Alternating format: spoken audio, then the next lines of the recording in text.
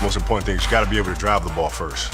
You got to be able to go to the basket. The defender has to understand that that's a potential threat.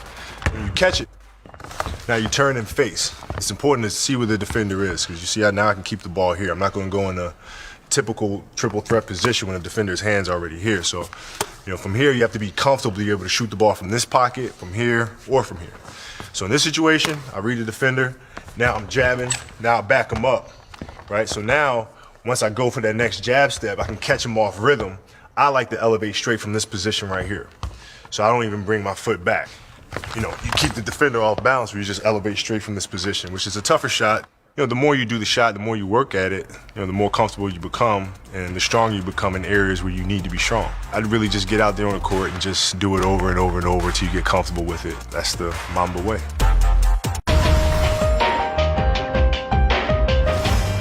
Defensive players that are long and athletic and jump extremely high, and fadeaway is not going to get you away further enough. Their length is so great that they can still alter your shot. Now you throw in the pump fake, it really keeps the defender off balance and keeps them guessing, which is exactly what you want to do. The trajectory on the shot changes depending on the defender.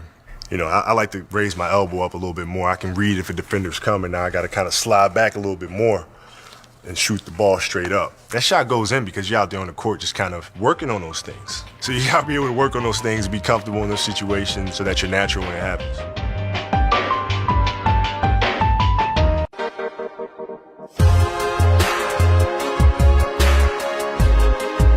I'm comfortable with the backboard. When I shoot a fadeaway, for example, when I go into my shot, I'm always feeling where the defense is first and foremost. So sometimes, it might require me to fade back this way for a shot. If the defender's more on my shooting arm, it requires a different footwork where I'm kind of leaning this way. But I'm always looking at the backboard and looking at where I'm going to be positioning the ball.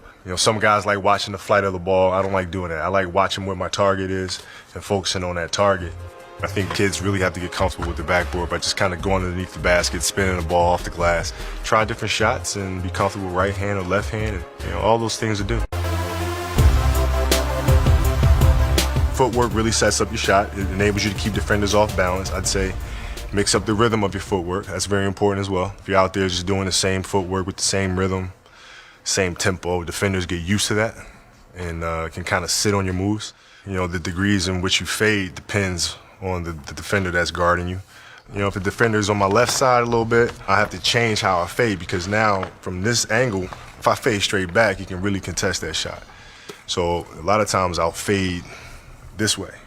So I'll create more separation between us. I might even draw a foul on my off arm and be able to knock the basket, still make the shot. So if you're out there practicing and working on your fadeaway, I'd say, work on fading straight back, work on fading to the side, work on finding something in between, and you got to be able to find that rhythm. And it takes a lot of effort.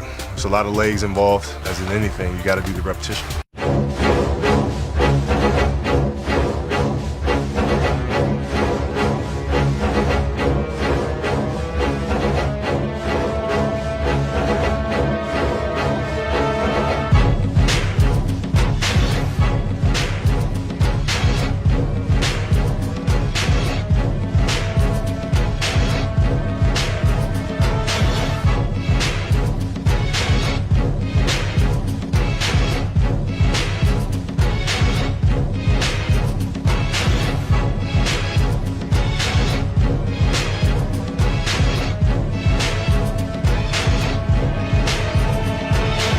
I've taken you through getting the cushion, creating space, raising up and shooting shot.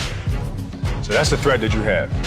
Now you have a perimeter jump shot. You're a threat from the perimeter, you're a threat from the outside. He has to honor that. When that's a threat, now you can drive by him, get all the way to the hoop. You can finish on a big, you can finish with contact. So those are the two threats you have working for you. Now, to really be a deadly offensive player, you need the third one, which is the mid-range game. I take the defender here. I know he's worried about my shot. I know he's worried about me getting to the hoop. I see the help coming. You gotta dip your shoulder, you gotta go hard. A lot of people make a pull-up jump shot look like this. They go like, yeah, that's not a threat. That's nothing. The guy can steal the ball that way. So when you make this drive here, you're stopping on this leg and you're using this as your control. A lot of guys try to use this as their control and stop it, and they'll wind up being off balance. Now I just elevate straight up in the air, and I elevate and I finish over the top of him. So now he really doesn't know what to do as a defender. He doesn't know if I'm gonna go all the way to the basket Am I gonna raise up and shoot? Am I gonna stop and pull up? That's the key about the pull-up jump shot, is taking them to one spot and then raise up over the top and shoot over.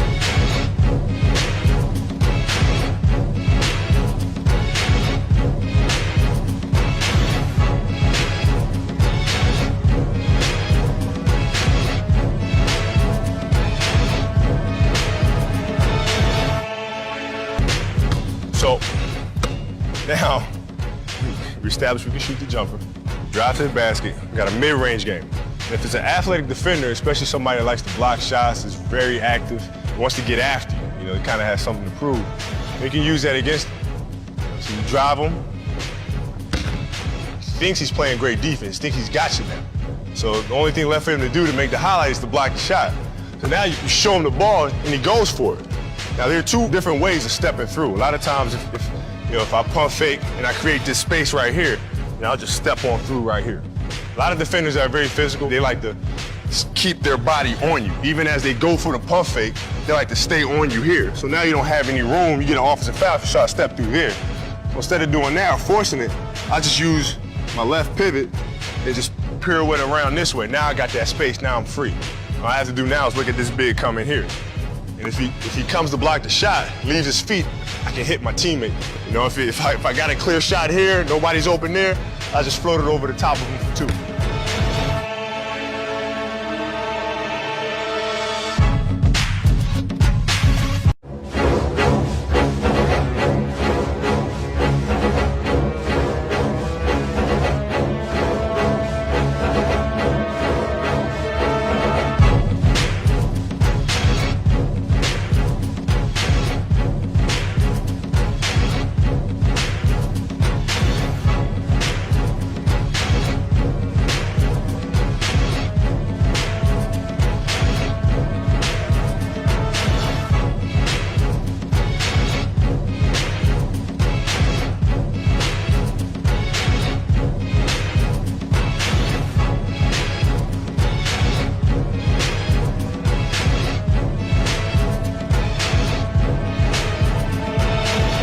So now I have the ball, triple threat position.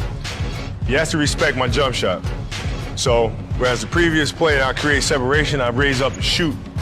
Now he's on top of that because he knows I might raise up and shoot at any moment. I'm knocked down 1, 2, 3 shots in a row. So now I'm reading on the weak side and I'm seeing this big is late. So there's a gap behind him that I can penetrate if I take advantage of it. So now the important thing is just to be patient. I know I want to go right. And all this is happening in a split second.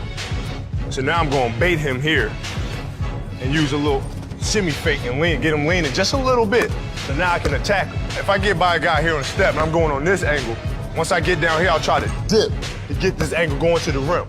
In the perfect world, once you get by this guy here, he's already gone. There's nothing he can do to get into play without fouling me.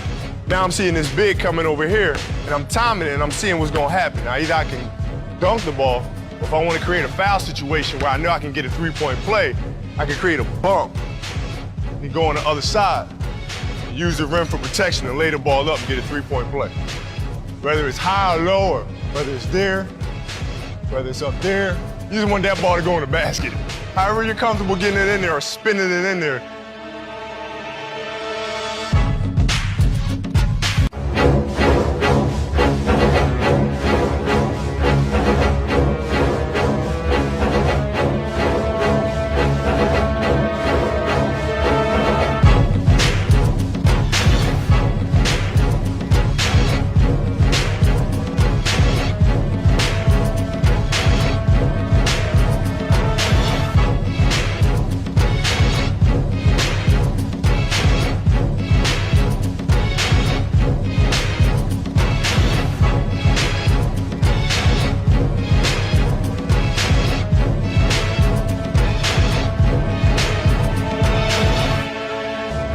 first thing I want to do is I want to try to create space. So what I normally like to do is I like the V cut. I just bring them up here, get my spot, create space, catch. And once I catch, I square up right away. This way I create that cushion and the separation that I need. It gives me opportunity to read the court, see what's going on behind him. Most of the time I don't concern myself with this guy because I know I can beat this guy. So if he's in front of me, I'm looking behind to see where his help is from. At the same time, he can't see behind him, so he doesn't know what's going on. So I can use anything that I want right here. I can raise up, I can shoot it, I can penetrate. In this particular instance, on my jab step, I'm jabbing just to create space, to see what he does, see if he makes a mistake. If he opens up too much and there's no help behind him, I'm gonna go to the basket. If I jab and he opens up and there's help behind him, I'll just raise up and shoot it.